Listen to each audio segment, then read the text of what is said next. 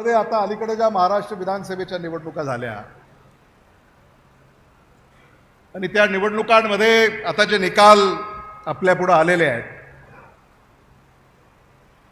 म्हणजे महायुतीनं एवढी बुकिंग जोरात केली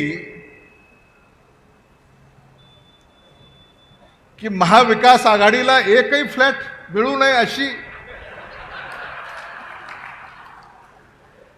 म्हणजे 288 फ्लॅटची स्कीम आता सगळ्याला बरोबर घेऊन जायची अशी आपण नेहमीच कल्पना मांडली. 288 फ्लॅटची स्कीम आणि तिथं जवळपास 240 तुम्हीच घेतले.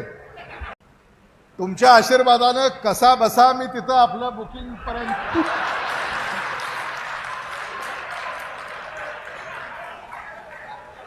पोचलो, पावती फाडली आणि महाराष्ट्र विधिमंडळामध्ये प्रवेश मिळाला.